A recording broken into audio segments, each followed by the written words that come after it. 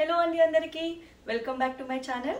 So ఈరోజు weekend episode Nagarjuna గారి episode Dasara special episode కూడా చాలాసేపు నడిచింది. చాలా మంది మూవీ ప్రమోట్ చేయడానికి వచ్చారు, డాన్స్ చేశారు. హారిక గారు, లిప్సికా భాష్యం గారు సాంగ్స్ పాడారు. అట్లా చాలా మంది సింగర్స్ కూడా అందులో వచ్చి పాడారు అనమాట.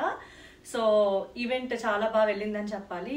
ఈవెన్ ఈ వారం పెట్టిన టాస్క్స్ అనొచ్చు, లేదా ఆ ప్రోమోలో చూసినప్పుడు కానీ డైరెక్ట్గా ఎపిసోడ్ చూసినప్పుడు కానీ పెట్టిన గేమ్స్ కానీ చాలా బాగున్నాయి అనమాట. అండ్ ఆడియన్స్ కూడా కొన్ని క్వశ్చన్స్ అడుగుతారు, కొన్ని డ్రాబ్యాక్స్ వస్తాయి, తర్వాత ఇంటి నుంచి మెసేజెస్ వస్తాయి. సో 1 by 1 చెప్పుకుంటే వెళ్ళిపోదామా? మరి ఇంకెందుకు late, let's start our review. So ఒక జామ చెట్టు ఉంటుంది అనమాట. ఆయుధాలు టెనెంట్స్ కానీ ఓనర్స్ కానీ అని చెప్పి డిఫరెన్స్ లేకుండా దాని మీద ఉన్న ఆయుధాలని అందరినీ కలిపేసి ఒక 2 టీముల కింద, టీమ్ రెడ్ అండ్ బ్లూ కింద డివైడ్ చేసి ఎవరైతే టీం విన్ అవుతుందో వాళ్ళకి బెనిఫిట్ ఉంటుందో ఆ ఆయుధాన్ని తీసుకొచ్చి ఒక డైలాగ్ చెప్పి అక్కడ పెడితే వాళ్ళకి ఒక బెనిఫిట్ ఉంటుంది అనమాట. సో ఒక టాస్క్ లాగా, ఒక గేమ్ లా పెడతారు. ఒక హీరో హీరోయిన్ ఫోటో పెట్టి వాళ్ళది ఫస్ట్ మూవీ ఏంటి అని, తర్వాత వాళ్ళ సాంగ్కి ఇట్లా డాన్స్ చేయడం చాలా బాగా వెళ్ళిందని చెప్పచ్చు. సో అట్లా అయితే దివ్య, రాము, సంజన గారు, శ్రీజ, ఫ్లోరా, భరణి, సుమన్ శెట్టి గారు ఒక టీం అనమాట. ఇమాన్యుయల్ గారు, హరీష్ గారు, రీతు, పవన్, కళ్యాణ్, తనుజ ఒక టీమ్ అనమాట. అండ్ ప్రియా గారు కూడా సేమ్ టీంలో ఉంటారు. ఇట్లా టీమ్ రెడ్, టీమ్ బ్లూ అనమాట వీళ్ళు. సో ఇమాన్యుయల్ టీం విన్ అవుతుంది. సో బెనిఫిట్ వస్తుంది అనమాట. ఫస్ట్ దాంట్లోనే ఒకరికి ఫ్యామిలీ నుంచి వచ్చిన మెసేజెస్ ఇవ్వచ్చు అని చెప్తారనమాట. సో ఇమాన్యుయల్ గారు రీతుని సెలెక్ట్ చేస్తారు. సో రీతుకి వాళ్ళ అమ్మగారు పంపించిన ఆడియో క్లిప్ ఉంటుంది. చెప్తారు ఆవిడ, చాలా బాగా ఆడుతున్నావు, అంతా బాగుంది, నువ్వు వెళ్ళి నాకు పర్పస్ మర్చిపోవద్దు, నీకోసం నువ్వు ఆడు గేమ్ అని చెప్తాది అనమాట ఆవిడ. సో తర్వాత ఎవరి కోసం ఆడద్దు, ఆలోచించి ఏం చేస్తున్నావు, ఎలాంటి సమయంలో నేను నీతో ఉన్నానో నీకు తెలుసు, నాకు తెలుసు అని చెప్తారు. సో ఆవిడ గేమ్ని ఆవిడ ఫోకస్డ్గా ఆడమని చెప్తారనమాట. సో ఆవిడకి అర్థమైంది అనుకుంటున్నాను, ఎందుకంటే ఇంట్లో వాళ్ళు చెప్తున్నారు, మొన్న వచ్చిన దివ్య గారు చెప్పారు, అండ్ ఆడియన్స్ నుంచి కూడా అదే వస్తుందని చెప్పి తర్వాత దాంట్లో కూడా రివీల్ అవుతుంది. సో ఆవిడకి అర్థమవుతుంది అని అనిపించింది అనమాట.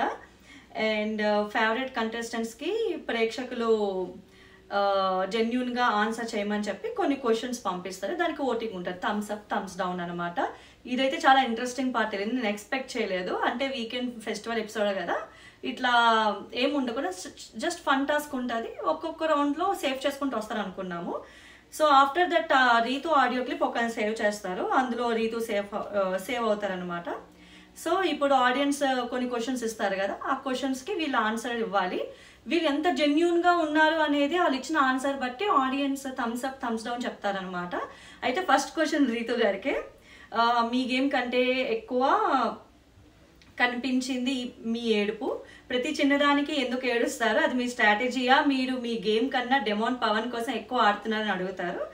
అయితే రీతు గారు గట్టిగానే ఆన్సర్ ఇచ్చారు, ఏడిస్తే స్ట్రాటజీ అంటే ఒప్పుకోను, నేను బయట కూడా అలానే, ఇంట్లో కూడా అలానే ఉన్నాను, డెమోన్ కోసం ఆడుతున్నా అంటే ఒప్పుకోను, బట్ పవన్తో ఎఫెక్షన్, కేరింగ్ ఉంది, అది ఫ్రెండ్లీ బాండ్ ఉంది, డెమోన్ కోసమే ఆడుతున్నా అన్నది ఒప్పుకోను అని చెప్పి ఆవిడ చెప్తుంది. బట్ ఆడియన్స్ ఓటింగ్స్ బట్టి చూస్తే 65% అందరూ థమ్స్ డౌన్ ఇస్తారు. సో లేదు, ఇది జెన్యూన్ కాదు అని నాగార్జున గారు కూడా చెప్తారు. చూసావా, అర్థం చేసుకోండి, ఆడియన్స్ నుంచి వస్తున్న రెస్పాన్స్ ఎట్లా ఉందో దాన్ని బట్టి మీ గేమ్ని మీరు అనలైజ్ చేసుకోవచ్చు.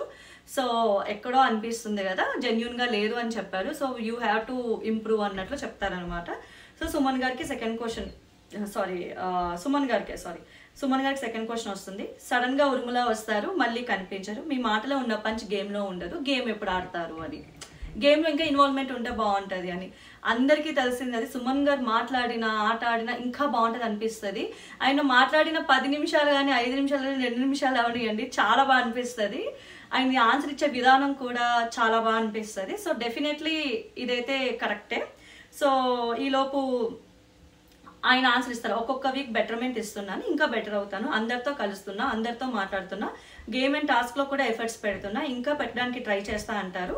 నాకు సార్ ఈలోపు ఆడియన్స్ పంపించకుండా ఉండాలి, సో ఇంకా బెటర్ చేయాలి అని అంటారు. ఆయన చెప్పిన ఆన్సర్కి 81% థమ్స్అప్ వస్తుంది. ఎస్, జెన్యూన్ అని చెప్పి ఆడియన్స్ నమ్మే ఆయన ఇచ్చిన answer. So he got 81% thumbs up vote. Yes, నేను కూడా ఓటేస్తున్నాను, ఎందుకంటే ఆయన ఇంకా బెటర్మెంట్ చూపిస్తున్నారు, బట్ ఇంకా బాగా చూపించవచ్చు. ఆయన రియలైజ్ అవుతున్నారు అనిపిస్తుంది. అంటే ఓకే, ఇట్లా వెళ్తుంది, క్యాలిక్యులేట్ వేసుకోగలుగుతారు అని అనిపిస్తుంది అనమాట ఈ వారం ఆడియన్స్ చెప్పిన దాన్ని బట్టి కూడా. హరీష్ గారికి వచ్చిన క్వశ్చన్ ఏంటంటే అన్ని సీజన్స్ బాగా వాచ్ చేసినట్లున్నారు, ఒక్కో సీజన్లో ఒక్కో యాక్షన్ కాపీ కానీ డైలాగ్ కాపీ కానీ అవుతుంది, but where is your individuality?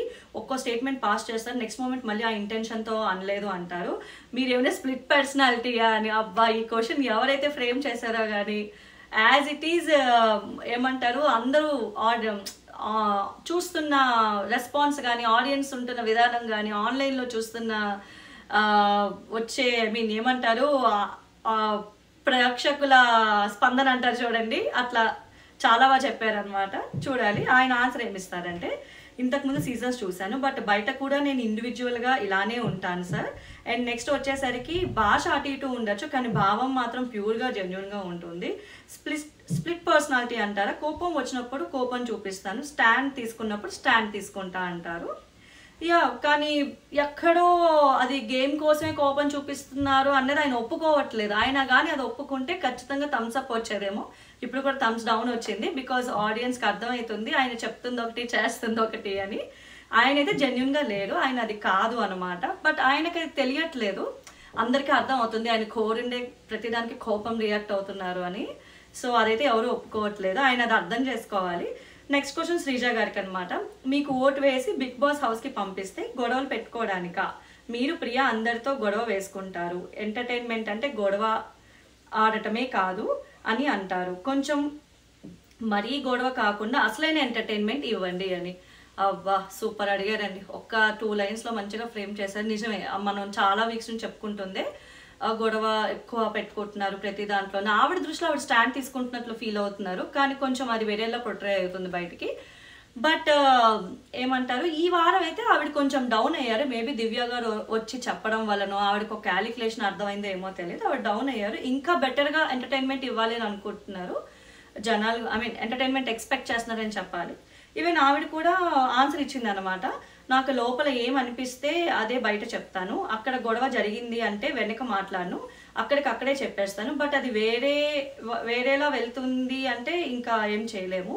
ఈ వారం చూస్తే చాలా తగ్గించాను, ఎంటర్టైన్మెంట్ కోరుకుంటున్నారు కాబట్టి ఇంకా ట్రై చేస్తాను, ఇది నేను ఒక ఫీడ్బ్యాక్ అనుకుంటాను, బెటర్ ఇంప్రూవ్మెంట్ ఇస్తాను అన్నారు.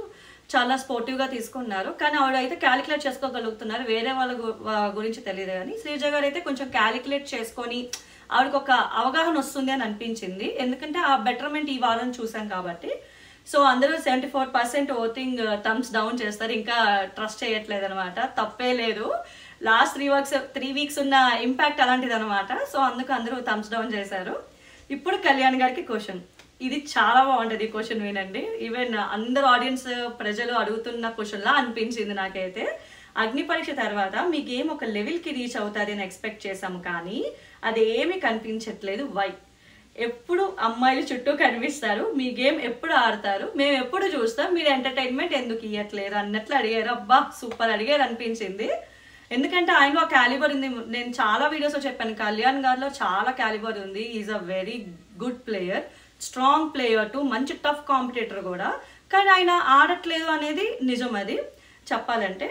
సో ఆయన చెప్తారు, ఒప్పుకుంటాను సార్, అగ్ని పరీక్షలో పెట్టినంత స్టాండర్డ్స్ ఇక్కడ పెట్టట్లేదు, అంత స్కోప్ కూడా రాలేదు, వచ్చిన ఆపర్చునిటీ కూడా మిస్ చేసుకున్నా, సో స్కోప్ ఉండట్లేదు, ఇంకా అమ్మాయిలతో ఉంటున్నా అన్న దానికి బేసిక్గా వీళ్ళు నా జనరేషన్ వాళ్ళు, అందుకే ఎక్కువగా ఉంటున్నాను, అండ్ బయట నుంచి కూడా వీళ్ళు నాకు తెలుసు కాబట్టి వీళ్ళతో నాకు ఎక్కువ కంఫర్ట్ జోన్ ఉంటుంది, అంతే తప్ప ఇంకోలా కాదు అని చెప్తారనమాట. సో బట్ నమ్మగలిగేలా ఉంది, కానీ తెలివిగా ఆన్సర్ ఇచ్చారని చెప్పాలి, ఫ్రాంక్లీ స్పీకింగ్. అంటే ఇంకా జడ్జే చేయలేని విధానంగా ఆన్సర్ ఇచ్చారు ఆయన. సో ఓటింగ్స్ అయితే అందరూ 15% థమ్స్ డౌన్ ఇస్తారనమాట. సో నెక్స్ట్ క్వశ్చన్ బర్నీ గారికి అనమాట. కంటెంట్ కోసం మీరు రియల్ ఫేస్ ఎందుకు చూపించట్లేదు, మీరు ఒరిజినల్గా బయట పెట్టట్లేదు, నామినేషన్ అయినా నార్మల్ కన్వర్జేషన్ అయినా మీ రియాలిటీ ఎలా ఉంటారో we want to see real you అని చెప్పారనమాట. సో ఆయన ఇచ్చిన ఆన్సర్ ఏంటంటే, ఫ్రాంక్లీ స్పీకింగ్ నేను కూడా ఈ ఆన్సర్ కోసం వెయిట్ చేశాను అనమాట. అంటే ఆయన